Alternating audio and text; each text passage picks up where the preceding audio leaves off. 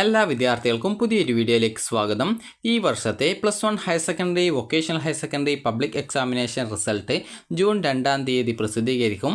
June 2-ാം തീയതി വൈകുന്നേരം 3 മണിയോടെ വിദ്യാർത്ഥികൾക്ക് നിങ്ങളുടെ പരീക്ഷാ ഫലങ്ങൾ അറിയാൻ സാധിക്കുന്നതാണ്. അപ്പോൾ നിലവിൽ വിദ്യാർത്ഥികളുടെ +1ൻ്റെ പബ്ലിക് എക്സാമിനേഷൻ റിസൾട്ട് പുതിയ വെബ്സൈറ്റുകളിലാണ് പ്രസിദ്ധീകരിക്കുക.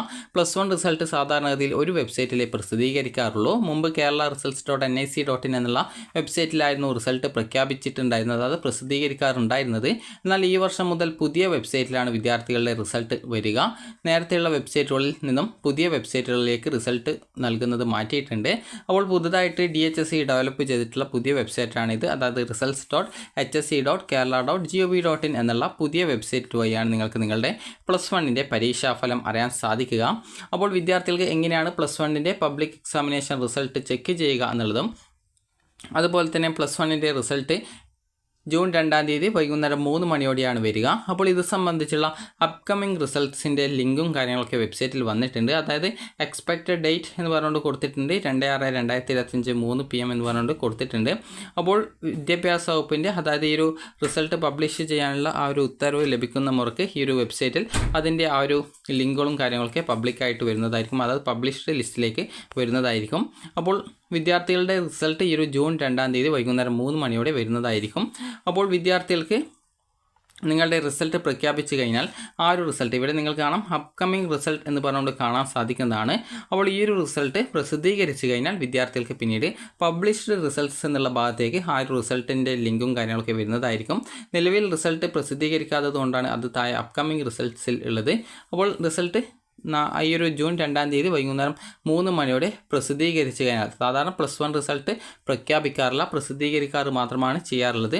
അപ്പോൾ +1ൻ്റെ റിസൾട്ട് വന്നു കഴിഞ്ഞാൽ വിദ്യാർത്ഥികൾക്ക് ഇവിടെ പബ്ലിഷ്ഡ് റിസൾട്ട്സിൽ നിങ്ങളുടെ ആ ഒരു റിസൾട്ട് വരുന്നതായിരിക്കും. അപ്പോൾ റിസൾട്ട് വന്ന ശേഷം വിദ്യാർത്ഥികൾക്ക് ഇവിടെ എക്സാം എന്നുള്ള ഭാഗത്ത് നിങ്ങൾക്ക് ഇതുപോലെ, അതായത് ഇവിടെ താഴെ കൊടുത്തിട്ടുണ്ട്, അതായത് VHSE NSQF first year March examination 2025, അതുപോലെ HSE first year March examination 2025 എന്ന് പറഞ്ഞുകൊണ്ട് കാണാൻ പറ്റും. അപ്പോൾ ആ ഒരു പേരായിരിക്കും എക്സാം എന്നുള്ള ഭാഗത്ത് ഉണ്ടാവുക. അതുപോലെ തന്നെ ഒരു ജൂൺ 2-ാം തീയതി ആയിരിക്കും ഇവിടെ പബ്ലിഷ്ഡ് ഓൺ എന്നുള്ള ഭാഗത്ത് ഉണ്ടാവുക. അതുപോലെ തന്നെ ഇവിടെ ആക്ഷൻസ് എന്നുള്ള ഭാഗത്ത് വിദ്യാർത്ഥികൾക്ക് ചെക്ക് റിസൾട്ട് എന്നുള്ള ലിങ്ക് കാണാൻ സാധിക്കും. അപ്പോൾ നിലവിൽ നിങ്ങൾക്കിപ്പോൾ സെക്കൻഡ് ഇയറിൻ്റെ, അതായത് ഈ ഒരു +2ൻ്റെ റിസൾട്ടിൻ്റെ ആ ഒരു ലിങ്ക് വെച്ച് എങ്ങനെയാണ് റിസൾട്ട് പരിശോധിക്കുക എന്നുള്ള കാര്യം പറഞ്ഞു തരാം. അപ്പോൾ നിങ്ങളുടെ പരീക്ഷയുടെ റിസൾട്ട് പ്രഖ്യാപിച്ചു കഴിഞ്ഞാൽ ഇതുപോലെയാണ് കാണാൻ പറ്റുക. അപ്പോൾ നിങ്ങൾ അതിന് നേരെയായിട്ട് ചെക്ക് റിസൾട്ട് ആക്ഷൻ എന്നുള്ള ഭാഗത്ത് ചെക്ക് റിസൾട്ട് എന്നുള്ളൊരു ഓപ്ഷൻ ഉണ്ടാവും.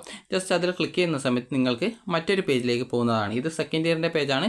ഫസ്റ്റ് ഇയർ റിസൾട്ട് വന്നാൽ അത് HSE ഫസ്റ്റ് ഇയർ എന്ന് പറഞ്ഞുകൊണ്ടാണ് ഉണ്ടാവുക. VHSE ആണെങ്കിൽ VHSE ഫസ്റ്റ് ഇയർ എന്നാണ് ഉണ്ടാവുക. അപ്പോൾ ബാക്കിയൊക്കെ ഏകദേശം സെയിം ആണ്. അപ്പോൾ നിങ്ങളുടെ രജിസ്റ്റർ നമ്പർ, +1ൻ്റെ രജിസ്റ്റർ നമ്പർ ടൈപ്പ് ചെയ്ത് കൊടുക്കുക.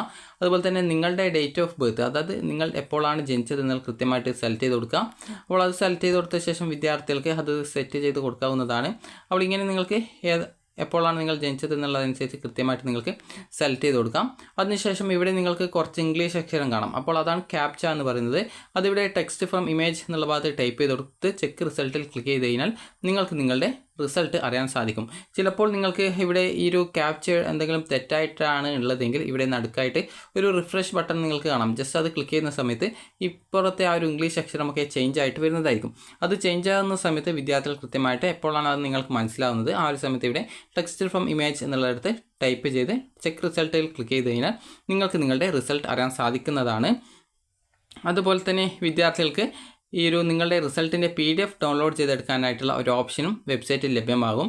റിസൾട്ട് പ്രഖ്യാപിച്ച് 1 മണിക്കൂറിന് ശേഷം മാത്രമായിരിക്കും നിങ്ങൾക്ക് നിങ്ങളുടെ റിസൾട്ടിൻ്റെ PDF ഡൗൺലോഡ് ചെയ്തെടുക്കാനുള്ള അവസരം ഉണ്ടായിരിക്കുക.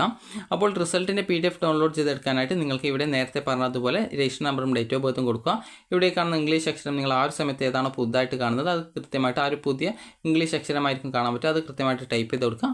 ടൈപ്പ് ചെയ്ത് കൊടുത്ത ശേഷം നേരെ ഡൗൺലോഡ് PDFൽ ക്ലിക്ക് ചെയ്ത് കഴിഞ്ഞാൽ നിങ്ങളുടെ ഫോണിലേക്ക് നിങ്ങൾക്ക് PDF ഡൗൺലോഡ് ചെയ്ത് കിട്ടുന്നതായിരിക്കും. അപ്പോൾ മുൻവർഷത്തിന് വിപരീതമായിട്ട് ഈ വർഷം വിദ്യാർത്ഥികൾക്ക് സ്കൂൾ വൈസ് റിസൾട്ട് പരിശോധിക്കാനുള്ള ലിങ്കുകൾ ഒഴിവാക്കിയിട്ടുണ്ട്.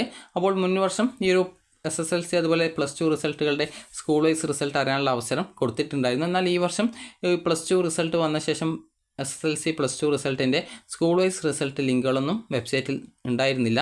അതുപോലെ തന്നെയായിരിക്കും +1ൻ്റെ റിസൾട്ട്. +1ൻ്റെ നിങ്ങളുടെ ഇൻഡിവിജ്വൽ റിസൾട്ട് മാത്രമായിരിക്കും നിങ്ങൾക്ക് അറിയാൻ സാധിക്കുക. സ്കൂൾ വൈസ് റിസൾട്ട് സ്കൂളുകൾക്ക് മാത്രമാണ് അറിയാനായിട്ട് സാധിക്കത്തുള്ളൂ. അപ്പോൾ വിദ്യാർത്ഥികളെല്ലാവരും മികച്ച മാർക്ക് ലഭിക്കട്ടെ എന്ന് ആശംസിക്കുന്നു. അപ്പോൾ വിദ്യാർത്ഥികൾക്ക് ഈ ഒരു വീഡിയോ ഉപകാരപ്രദമായിട്ടുണ്ടെന്ന് കരുതുന്നു. ഉപകാരപ്രദമായിട്ടുണ്ടെങ്കിൽ ലൈക്ക് ചെയ്യുക, ഷെയർ ചെയ്യുക. Thank you for watching.